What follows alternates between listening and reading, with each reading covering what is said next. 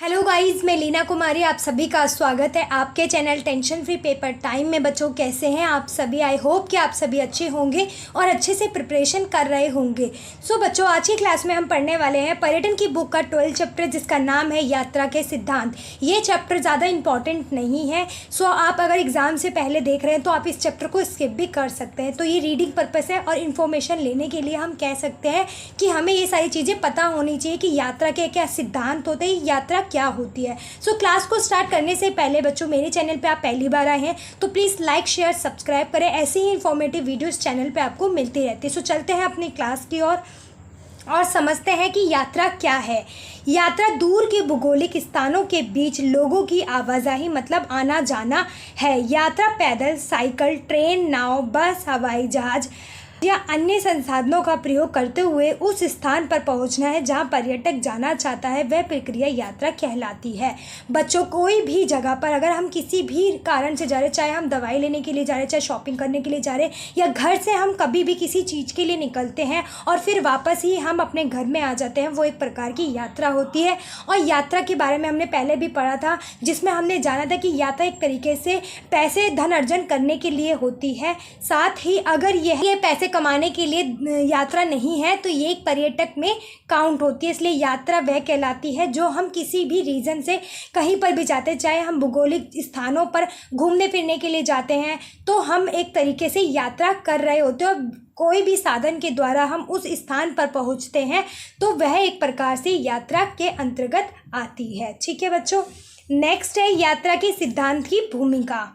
धरती पर यात्रा का आरंभ मनुष्य के उत्पत्ति के साथ ही हुआ है। मनुष्य प्राचीन समय में अपने जीवन यापन के लिए भोजन, आवास और सुरक्षा के तलाश में इधर उधर भ्रमण करते थे। बच्चों, हमने पैसे के चैप्टर में भी पढ़े होंगे कि किस प्रकार से मानव का जन्म इस धरती पर हुआ और किस तरीके से उन्हें धीरे धीरे छोटी छोटी चीज़ों का उठाकर एक जगह से दूसरी जगह ले जाना आरंभ किया। और इसी तरीके से जब भी उन्हें कोई भी आवश्यकता लगी तो उन्होंने धीरे धीरे संसाधनों या फिर किसी भी ऐसी छोटी चीज़ों को उठाकर उस स्थान में ले जाने के लिए वो कोई ना कोई ऐसी चीज़ों का यूज़ करते थे जिससे वो आसानी से 4 जने या तो पकड़ के ले जा सके या 2 जने किसी भी जानवर की सहायता से ले जा सके एक जगह से दूसरी जगह। तो इसी प्रकार धीरे धीरे हमारे यात्रा के संसाधनों का निर्माण हुआ और यात्रा की ये प्रक्रिया धीरे धीरे आज पर्यटन के अंदर परिवर्तित हो गई है। ठीक है बच्चों, नेक्स्ट है जिस प्रकार मानव यात्रा करने लगा, यह प्रक्रिया धीरे धीरे नवीन मतलब नई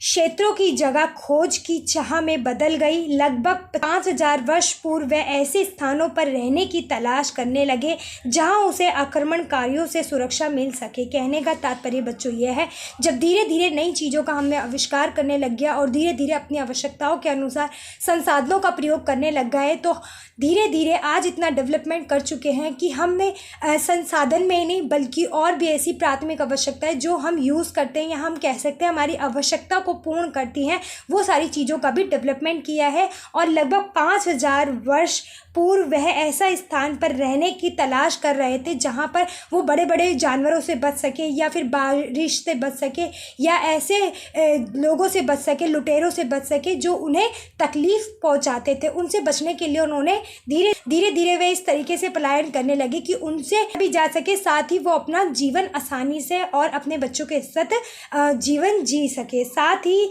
जलवायु में बदलाव तथा भोजन प्राप्ति में अस्थिरता के कारण उसे अपना आवासीय स्थान बदलना पड़ा। और इस प्रकार धीरे धीरे जब हमें जलवायु से भी बचना है, साथ ही भोजन की सामग्री भी इकट्ठी करनी है, तो उन्होंने धीरे धीरे अपने एक स्थान से दूसरे स्थान पर जाना शुरू कर दिया। हम कह सकते हैं कि पलायन करना शुरू कर दिया।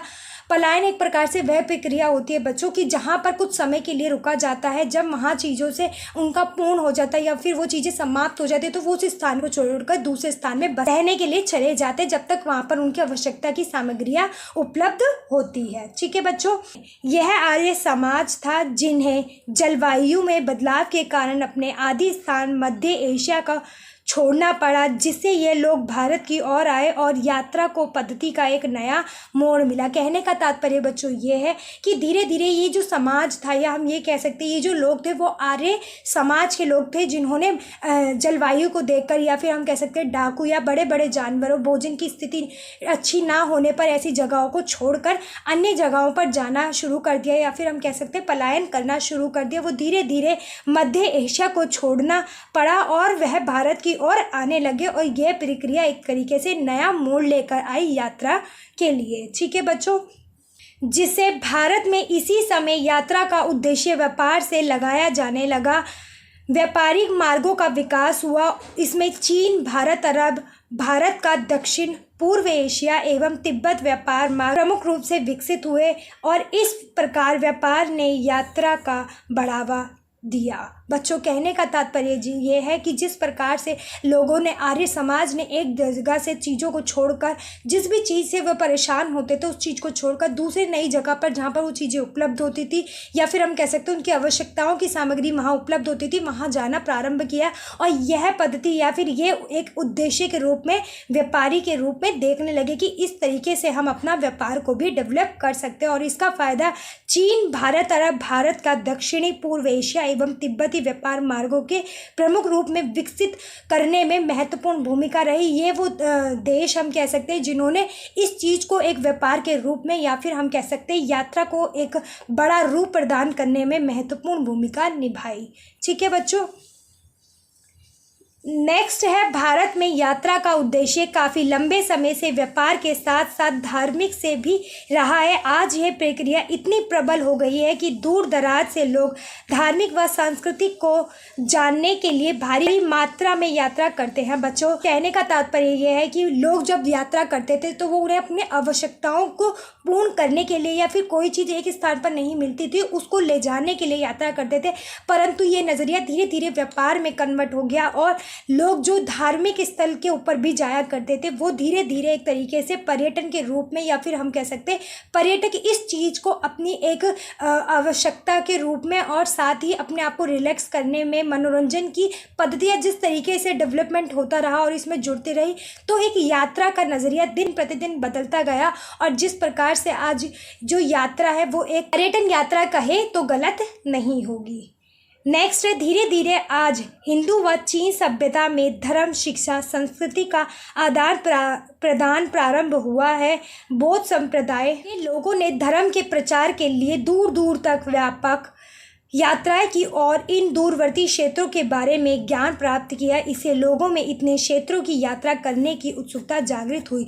बच्चों, जिस प्रकार से हमारे मन में धर्म को लेकर पहले से ही आस्था की जाती थी, जिसके वजह से लोग एक जगह से दूसरे धर्म स्थलों पर घूमने जाते थे, और ये मान्यता रही है कि जिस तरीके से हमारे देश के अंदर हिंदुत्व धर्म में बहुत सारे भगवान से जुड़े कथाएँ मौजूद है, उससे प्रेरित होकर, या फिर उसको देखने के लिए, जागरूक होने के लिए, या फिर उससे आकर्षित होकर पर्यटक उस जगह पर धर्म स्थल पर जाते थे।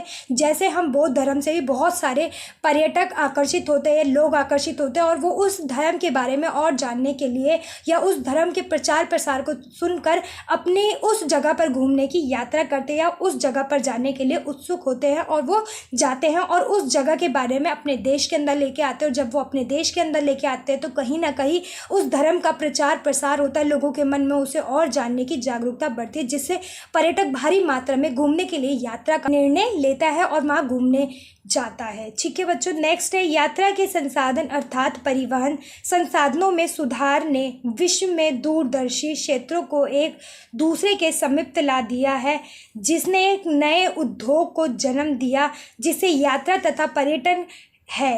रेल, सड़क, जलयान, वायुयान सभी ने इस उद्योग में क्रांतिकारी बदलाव ला दिया है, और इसी प्रकार परिवहन की एक नई तकनीकी ने पर्यटन के महत्व में भारी वृद्धि की है। कहने का तात्पर्य बच्चों यह है कि यात्रा ने धीरे धीरे कई चीज़ों पर इफेक्ट डाला है। सबसे ज़्यादा उसने परिवहन पर इफेक्ट डाला है। जिस तरीके से यात्रा करने से एक देश से दूसरे देश या क्षेत्रों में आपसी मिलाव हुआ है, एक दूसरे देश के समीप आ गए हैं, और नए नए उद्योगों का निर्माण हुआ है। जब भारी मात्रा में पर्यटक जाएंगे तो उनकी कुछ आवश्यकताएं होती है, उसको पूरा करने के लिए वहाँ व्यापार लगता है, या फिर रोजगार उपलब्ध होते हैं जो उसकी सर्विसेज प्रोवाइड कराते। तो इस प्रकार से एक व्यापार भी उत्पन्न होता है पर्यटक की यात्रा करने के दौरान। और सबसे ज़्यादा प्रभावित जो होते हैं वो है हमारे परिवहन, रेल जैसे सड़क, जलयान, वायुयान, सभी ने इन उद्योगों को और विकसित करने में अपनी महत्वपूर्ण भूमिका निभाई है। और आज इतना टेक्नोलॉजी ने डेवलप कर लिया है कि तरीके से लोग पहले यात्रा करते थे उससे और भी आरामदायक यात्रा अब पर्यटक कर सकता है, वो भी कम समय के अंदर। ठीक है बच्चों, नेक्स्ट है, प्रारंभ में यात्रा धनी व शक्तिशाली लोगों तक सीमित थी, लेकिन आज औद्योगिक क्रांति ने पूरे दृश्य में बदलाव ला दिया है।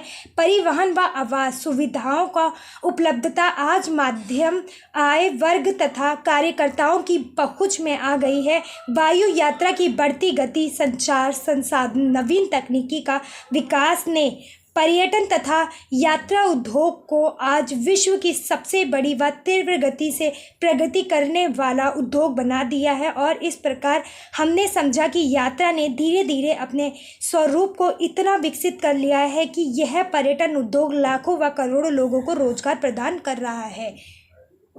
कहने का तात्पर्य बच्चों यह है कि जिस प्रकार जो यात्रा हुआ करती थी वो धनी वर्ग या फिर शक्तिशाली वर्ग ही करता था, परंतु आज इतना संचार, इतना डेवलपमेंट हो गया है कि एक मध्य वर्ग व्यक्ति भी इस कैटेगरी के अंतर्गत आ गया। वो किसी भी वजह से कोई यात्रा करता है तो वह एक पर्यटन के अंदर ही काउंट होती है, क्योंकि जो यात्रा होती है वो धन अर्जन करने के लिए होती है, चाहे वो किसी भी रीज़न से लिए हो तो वह एक यात्रा के अंतर्गत आती है। और यह यात्रा इतनी डेवलपमेंट हो गई है कि इतने हजारों लाखों करोड़ों लोगों को आज रोजगार मिल रहा है और आज विश्व में सबसे बड़ा उद्योग बनकर यह उपस्थित है आज हमारे सामने। ठीक है बच्चों, रोजगार प्रदान करता है। इसके कुछ निम्नलिखित उदाहरण है बच्चों, जैसे पर्यटन उद्योग का विकास। बच्चों अब देखेंगे कि किस प्रकार से पर्यटन उद्योग ने विश्व के अंदर कितना प्रतिशत अपना योगदान दिया है, कितने प्रतिशत हम समझ सकते हैं कि इस भारी मात्रा में पर्यटक किसी भी देश विदेश में या फिर किसी भी पर्यटन स्थल में घूमने के लिए आते हैं। जैसे विश्व के व्यापार में पर्यटन उद्योग की भागीदारी 8.5% तक पहुंच गई है। बच्चों व्यापार के अंदर जो लोगों को रोजगार मिला है वो चीज़ आज इतनी भारी मात्रा में डेवलपमेंट देखा जा रहा है। हमारे विश्व की आर्थिक स्थिति में जो भूमिका निभाता है पर्यटन उद्योग अकेला वो 8.5% निभाता है। साथ ही यह प्रतिशत 6.5% की दर से बढ़ रहा है। अंतर्राष्ट्रीय स्तर पर पर्यटकों की संख्या में लगातार वृद्धि होती जा रही है, जैसे नीचे दी गई सारणी में समझा जा सकता है। बच्चों जो हमारे व्यापार है उसके अंदर 8.5% की दर से दिन प्रतिदिन तो बढ़ ही रहा है, साथ ही डेवलपमेंट अंतर्राष्ट्रीय स्तर पर 6.5% देखने को मिलता है, जहां पर भारी मात्रा में विदेशी पर्यटक हमारे देश के अंदर आते हैं और हमारे आर्थिक स्थिति को मजबूत करने में या फिर हम कह सकते हैं आर्थिक स्थिति में अपनी महत्वपूर्ण भूमिका निभाते हैं। तो इस प्रकार हम समझ सकते हैं सन के अनुसार कि किस प्रकार से पर्यटक हमारे देश के अंदर भारी मात्रा में घूमने आते हैं। 1948 के अंदर 144 लाख पर्यटक घूमने आए, 1950 के अंदर 250 लाख लोग आए, 1985 के अंदर 515 लाख पर्यटक आए, 1996 के अंदर 6000 लाख पर्यटक आए और 1997 के अंदर 6500 लाख लोग आए। सन 2000 के अंदर 7500 लाख लोग आए और 2005 के अंदर 9000 लाख लोग आए, 2010 के अंदर 12000 लाख लोग आए और 2020 के अंदर 18 लाख लोग पर्यटक हमारे देश के अंदर दिन प्रतिदिन बड़ी तेजी ही दर में बढ़ते जा रहे हैं, जिससे यह एक बहुत बड़ा पर्यटन उद्योग के रूप में सामने हमें देखने को मिल सकता है। साथ ही उपरोक्त सारणी में ये स्पष्ट होता है कि विगत 50 सालों के अंतर्गत जो ये जो सारणी हमने पढ़ी है वो 50 सालों की सारणी के अंतर्गत हमने पढ़ा कि पर्यटकों की संख्या में अपार बढ़ोतरी हुई है। यहाँ पर हमें पर्यटकों की संख्या दिन प्रतिदिन बढ़ते हुए देखने को मिल जाएगी। जैसे 1950 के अंदर 2000 के 5 दशकों में यह वृद्धि 30 गुनी हो गई। यह वृद्धि निरंतर जारी है। आज ये उद्योग जीविका का साधन बन गया है। जीविका मतलब लोगों के जीने का एक साधन बन गया। अगर पर्यटक नहीं आते तो लोगों का जो व्यापार है वो कहीं ना कहीं ठप देखने को हमें मिलेगा। साथ ही जिन लोगों से उनका घर या चूल्हा चलता है, उनका परिवार चलता है, वो कहीं ना कहीं बेरोजगार हो जाएंगे, उनका रोजगार खत्म हो जाएगा। तो भारी मात्रा में पर्यटकों पर निर्भर है। जैसे सबसे बड़ा उदाहरण हम दक्षिण अफ्रीका समझ सकते हैं, जहाँ पर यह उद्योग पर्यटन पर ही निर्भर देखने को मिलता है। साथ ही और हम देखते हैं 1995 में 21.2 करोड़, 1996 के अंदर 25.5 करोड़ की प्रतिशत देखने को मिलती है कि इतनी भारी मात्रा में ये रेशो हमें दिन प्रतिदिन करोड़ों के रूप में, या फिर हम कह सकते हैं इतनी भारी मात्रा में हमें आर्थिक स्थिति नहीं बल्कि लोगों को रोजगार भी प्रदान कराता है। 2005 में 33.8 करोड़ और 2006 के अंदर 38.5 करोड़ तक पहुंचने की संभावना मानी जा सकती है इस रेशियो की, कि यह एक पर्यटन उद्योग किस तरीके से दिन प्रतिदिन बढ़ता जा रहा है और किस रेशो से लोगों को रोजगार प्रदान कर रहा है। ये हम चार्ट से समझ सकते हैं, या इस सारणी के रेशियो से हम अच्छे से अनुमान लगा सकते हैं। ठीक है बच्चों, पर्यटन उद्योग का प्रभाव आर्थिक पक्ष के पर्यटक सेक्टर पर पड़ता है। यहाँ तक कई देशों के विकास का आर्थिक बैरामीटर बन गया है। इसने सांस्कृतिक, सामाजिक व पर्यावरण की दृष्टि से भी अपनी महत्ता स्थापित की है। विश्व के देशों की अर्थव्यवस्था के नियोजन में इसका विशेष महत्व रहा है। बच्चों, पर्यटन ने हमारी आर्थिक स्थिति पे ही नहीं बल्कि सामाजिक, सांस्कृतिक व हमारे व्यापार के अंदर भी बहुत बड़ी महत्वपूर्ण भूमिका निभाई है। साथ ही हमारी अर्थव्यवस्था को एक नियोजन मतलब एक उद्देश्य प्रदान किया है, या हम कह सकते हैं उद्देश्य प्रदान किया है कि अगर हम इस पर भारी मात्रा में इन्वेस्ट करते हैं, उन सारी चीज़ों को हम सुव्यवस्थित करते हैं, या फिर प्राथमिक आवश्यकता जो पर्यटकों को सर्विस देनी है उस पर काम करते हैं, तो भारी मात्रा में हमें हमारे देश की विश्व कोश में वृद्धि देखने को मिल सकती है। साथ ही बच्चों, अब हम पढ़ेंगे कि किस प्रकार से हमने अभी विश्व के अंदर पर्यटन उद्योग के बारे में पढ़ा, और अब हम पढ़ेंगे भारत में पर्यटन उद्योग का विकास किस तरीके से बढ़ रहा है। हमारे देश में भी हर साल आने वाले विदेशी पर्यटकों की संख्या बहुत ही तीव्र गति से बढ़ रही है। इसकी वृद्धि दर 8 से 10% तक है। नीचे दी गई सारणी। बच्चों, हमारे देश के अंदर भी भारी मात्रा में विदेशी घूमने आते हैं, क्योंकि हमारा भारत बहुत विविधताओं वाला देश है और इसकी पीछे बहुत ही भूगोलिक चीज़ें हम समझ सकते हैं। साथ ही सांस्कृतिक धर्म भी बहुत महत्ता रखता है भारत का, जिसे पर्यटक जानने के बड़े उत्सुक होते हैं और घूमने के लिए आते हैं। तो हम कुछ रेशो से समझते हैं कि वो किस प्रकार से आए हैं। सन देखेंगे, ये सारे सन है बच्चों। पर्यटक संख्या लाख में है, ये जो हमने रेशो में कन्वर्ट की हुई है। तो 1978 के अंदर 7.0% देख सकते हैं, 1995 में 23.0%, 1998 में 23.7%, 1999 में 25.1%, 2001 में 59.5% और 2005 में 80.0% पर्यटकों की हम देख सकते हैं कि इस प्रकार से पर्यटक भारी मात्रा में विदेशी हमारे देश के अंदर घूमने के लिए आते हैं।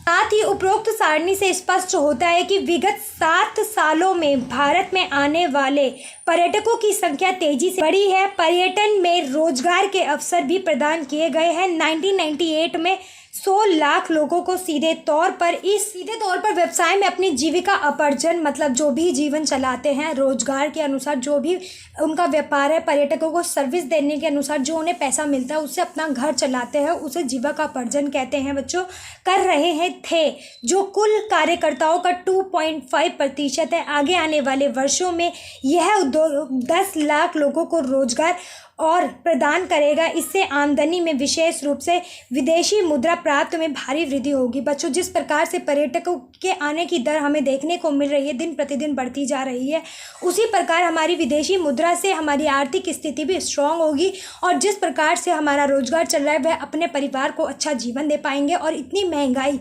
जिस तरीके से बढ़ रही है उसका अच्छे से सामना कर पाएंगे। बच्चों, कि किस प्रकार से यात्रा क्या है और यात्रा की भूमिका से हमें समझ क्या आता है कि यात्रा के सिद्धांत क्या हो सकते हैं। तो अगर बच्चों हमें यात्रा समझ आती है कि यात्रा क्या है, यात्रा एक प्रकार से वह कोई भी यात्रा, चाहे वो परिवार के लिए की गई हो, कोई सामान लाने के लिए की गई हो, चाहे व्यापार के लिए की गई हो, परंतु इसका जो मोटिव होना चाहिए वो पैसे अर्जित करने का होना चाहिए, तभी ये पर्यटन या फिर यात्रा के अंतर्गत काउंट होगी। सो बच्चों हमने समझा कि यात्रा क्या है। अब हम उसके सिद्धांत को डिफाइन करते हैं। सिद्धांत क्या होते, किसी भी चीज़ के प्रिंसिपल क्या होते। अगर हम कोई भी यात्रा करने जा रहे हैं तो हमें किन किन बातों का ध्यान रखना पड़ता है, वही यात्रा के प्रिंसिपल या फिर सिद्धांत माने जाते हैं। जैसे हम अक्षरधाम का उदाहरण से बच्चों समझते हैं, अगर वहाँ पर कोई भी पर्यटक जाता है या फिर वहाँ का क्षेत्र निवासी जाता है तो उन सभी के लिए रूल्स सेम होते हैं। जैसे हम उदाहरण से समझ सकते हैं बच्चों कि अगर कोई भी व्यक्ति वहाँ जाता है तो उसे फ़ोन ले जाने का अलाउ नहीं होगी, चाहे वो विदेशी हो चाहे वो क्षेत्रवासी ही क्यों ना हो, वहाँ पर परमिशन नहीं है। और जितने भी रूल बनाए वो सभी पर लागू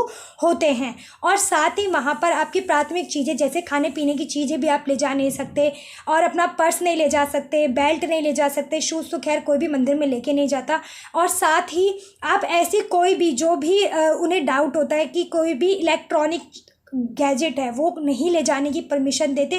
साथ ही कोई भी पर्यटक चाहे वहाँ पर ठहरने के लिए आए कुछ दिनों के लिए, चाहे वो वहाँ पर घूमने के लिए आए, उन सभी के लिए सेम रूल्स माना जाता है। तो हम कहीं पे भी यात्रा करने के लिए जाते हैं तो उनके नियमों को अच्छे से समझते हैं कि क्या क्या लेके जाना है, क्या क्या नहीं लेके जाना। वही एक प्रिंसिपल के अंतर्गत हम काउंट कर सकते हैं कि ये तो एक छोटा सा उदाहरण था कि एक हम मंदिर के अंदर जा रहे हैं, परंतु अगर हम गोवा जाते हैं, कनाडा जाते हैं, या फिर हम साउथ कोरिया जाते हैं, दुबई जाते हैं, ऐसे बड़े बड़े महानगरों में जाते हैं तो उनके भी कुछ रूल रेगुलेशन होते हैं। कुछ यात्रा करने के लिए हमें सामग्रियों की आवश्यकता होती है, प्राथमिक चीज़ों का ध्यान रखना होता है, जैसे पासपोर्ट हो गए, कौन सी यात्रा से हमें जाना है, मतलब किस ट्रांसपोर्ट से जाना है, उन सभी चीज़ों को पहले से ही एनालाइज किया जाता है कि अगर हमें दूर जाना है तो हमें वायुयान का प्रयोग करना पड़ेगा, या फिर कोई भी ट्रांसपोर्ट जो वहाँ पर हमें आसानी और कम समय में पहुँचा सके। तो हम कोई से भी संसाधन का प्रयोग करने से पहले या उस जगह पर पहुंचने के लिए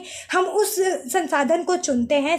फिर उसके बाद आवास आता है, फिर खान पीन की चीज़ें आती है, फिर प्राथमिक आवश्यकता आती है जैसे कि वॉशरूम है या नहीं है उसमें, और वहाँ पर पीने की चीज़ें मिल रही है, या फिर हम कह सकते हैं कपड़े की हो गई, अन्य वो सारी सामग्रियाँ ले जाने के रूल रेगुलेशन, साथ ही वहाँ पर जो जो चीज़ें हमें मिल सकती है या फिर हम कह सकते हैं यूज़फुल हो सकते हैं हमारे ट्रिप के लिए, वो सारी चीज़ों को ध्यान से जो हम करते हैं, उनके रूल रेगुलेशन को पढ़ते क्या क्या ले जाना अलाउड है। अगर हम वायुयान से जा रहे हैं, किसी हेलीकॉप्टर से जा रहे हैं, तो हमें कुछ वेट ही अलाउ किया जाता है कि इतने वेट तक ही हम एरोप्लेन में ले जा सकते हैं किसी भी क्षेत्र में। तो हमें जितनी भी जो भी चीज़ें रिक्वायरमेंट होती है कि यात्रा के दौरान, वो उसके सिद्धांत होते हैं या फिर हम उसके प्रिंसिपल कह सकते हैं। आई होप बच्चों आपको ये चैप्टर समझ आएगा कि यात्रा के सिद्धांत या प्रिंसिपल क्या है। तो आपको यही सारे पॉइंट्स ऑफ व्यू एक्सप्लेन करने हैं क्वेश्चंस के अंदर। अगर क्वेश्चंस आया तो क्वेश्चंस यही आएगा कि यात्रा क्या है, ये यात्रा के सिद्धांत बताओ, इससे रिलेटेड एक ही क्वेश्चंस बनता है। अगर आप लोग कमेंट्स करोगे कि मैम क्वेश्चन आंसर बना दीजिए तो मैं अलग से एक वीडियो भी ले आऊँगी। अगर वीडियो इन्फॉर्मेटिव लगे तो प्लीज़ लाइक शेयर सब्सक्राइब करें